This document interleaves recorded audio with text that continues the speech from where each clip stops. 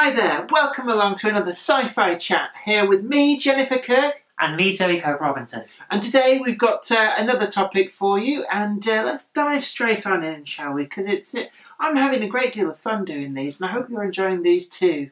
I'm having a lot of fun too. Okay, our first topic today is something that came up very recently, and I've actually covered it a little bit in my vlog, but I want to talk to you because I want to get your opinion too. We've got here, YouTube success won't pay the bills.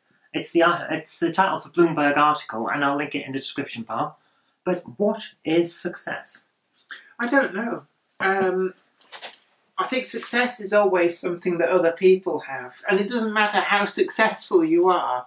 You always look at other people and think, "Oh, I wish I was successful as them." There is a bit of that. I'll give you that. Yeah. Yeah, and it does make me wonder: do all these sort of Hollywood blockbuster film stars and mega rock stars, do they sit at home thinking, God, I don't feel like I've quite got there? Yeah, like I've been in this and I got an Oscar, but he's got 3. You've got an Oscar? No, I'm using this as an example. Like I've been in X, Y, and Z, and I've won an Oscar for my picture on this, but he's got 3, so he's success.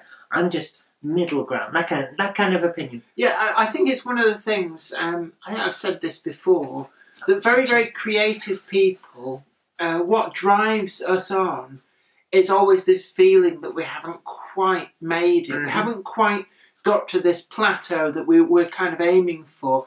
And that's what drives us on. That's why we keep producing stuff. And I think if you had a project or something where it's like, da-da, oh, it's all done, you'd sit there resting on your laurels if you weren't motivated to do something else. If you felt like, yes, I am successful, I have succeeded, then I think you would just kind of stagnate. Mm. Especially in creativity stuff. I always look at the things I've made, like the comics I've made, or the films I've made, or the video shows that I've made, or anything like that. I look at it and think, I could have done that better. Mm. So I'm pushing myself, like, my next project, I won't do this, I'll do that instead. I'll tweak this. And then next time you think, I could have done that better, I'll tweak this. And it goes on like that. Yeah, I mean, I must admit, when I had my first book published, I'd always thought up till then that, this will be the point where I feel like I'm successful. And then the book was published, and there was no ticker tape parade, and, there was no a speech or award ceremony or anything like that. It just happened, and I felt no different. Mm. And I thought, well, maybe the second one. And here I am at, I've actually lost count. I think it's about 11. It could be 12. Is it 12 or 11? I couldn't tell. I think it's 11. But what I want to talk about, especially with this, is YouTube success won't pay the bills. But will it? Yeah, I think it's very easy to look at people who have a lot of views on YouTube, who have a lot of subscribers, and assume that somehow it's a gravy train where there's a lot of money flowing through, and occasionally there's this hint that all is not quite well. There's trouble at mill when you hear about this adpocalypse thing. Mm-hmm. And the truth is actually that I think a lot of people, you can be recognisable, you can be considered famous, you can be considered successful, but you're still living off supermarket own brand beans because you're not making enough money to, you've got fame and success without actual financial reward for it. Yeah, it's always been a rule of thumb, and I don't know how accurate it is for every person on YouTube, but if you've got ads on your videos, then it's always been a rule of thumb that for every 1,000 views, you get $1. That's been the rule of thumb. Some get more, some get less. Depends on the type of adverts that are running, whether you're in the preferred selling band for your top tier YouTubers, and also whether you have brand deals, whether you have personal sponsorships, things like that. But the general rule of thumb has always been 1,000 views equals $1. So if you look at people that are getting 1 million views, that's a fair amount of money they're probably getting off adverts. But you look at the average views on a successful YouTuber, and it's a few thousand. Yeah, but don't think about it. If you're getting $1 for every 1,000 views, if you get 1 million views, that's only $1,000. And you think, only $1,000. But how much has been spent on production of that video? Yeah, and how long does it have to be up to get to that? And Nobody got to be a success overnight on YouTube. Absolutely not. And even the people who are considered, who can make a living out of it, they didn't just turn up from nowhere. When you actually look at their background, they've usually been doing it for 7, 8, 9 years, and have spent a lot of that time not being being a success. Yeah. And you look at some of the people who come and go, like Psy with Gangnam Style. And there's one video that went mega massive. Where is he now? His other videos don't do as well by a long shot. Although, to be honest with you, do you expect him to have another one that's a comparable hit? I don't think it's going to happen. But his other views, he doesn't get as much. He'll have made money off Gangnam Style over and over again. But I always look at it of the guy that did Chocolate Rain. I can't even remember his name. But he was big with Chocolate Rain. It was a big video. And he made a fortune off it.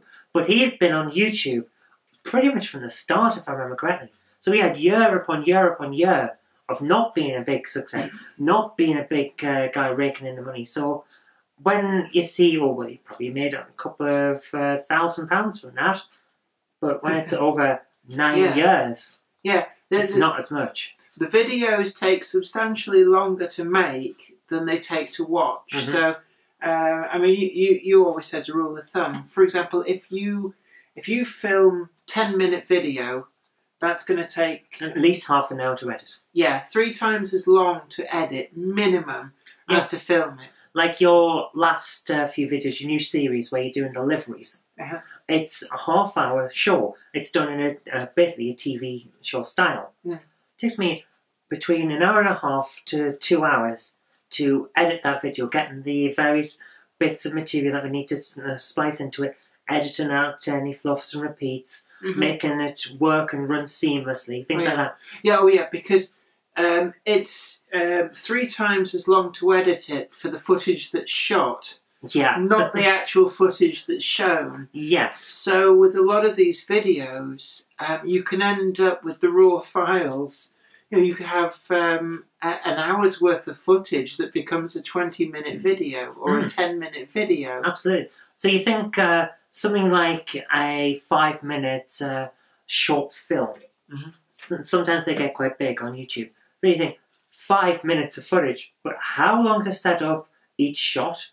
How many takes did it take for each shot? How long did it take to script? How long did it take to rehearse? How long did it take to do the makeup? Because a lot of the time with a lot of these productions, what you don't see is the makeup. The preparation. We don't over-prepare. I just turn up, I've come straight from work, which is why I've got my blouse on and a cardigan, because it was cold today. Jen has been doing all of her work. So we sat down and we're filming this. But for the average YouTuber who is making a piece-to-camera video, like let's say the Philip DeFranco show or something like that, I know that he's got a team of researchers working behind the scenes to get him the facts to do his piece-to-camera. He's probably got a little bit of makeup on to not shine because he's right in front of a massive light. So that's taken time, and you don't see it ever. It's something that one of my friends is a sort of a mid-level YouTuber, and she does review videos, things like that. But I see some of the snippets of what's going on in the background because I follow her on Twitter. So I see all the little bits about scripting, about researching, about setting up, checking this, sorting that out. And you're talking about some of these videos can be weeks of work. It's a lot of time. And if you break down what you're earning from the YouTube channel to the time you put in, it's often less than minimum wage. Oh, a lot less. Yeah, and not only that, but if you've got anyone working for you or helping you, their time isn't coming cheap either. So you make $1,000 off each video, but a lot of that's already disappeared in your setup costs, your lighting costs, your camera costs, your crew costs, any props or makeup or anything else that you need. All that costs. So in the end, it's a very little amount of money. Like these props behind us didn't come from nowhere. I was out slaving over second-hand bookshops trying to get. That's not a prop. It's not even a set. It's just your book collection. Our book Let's club. move on.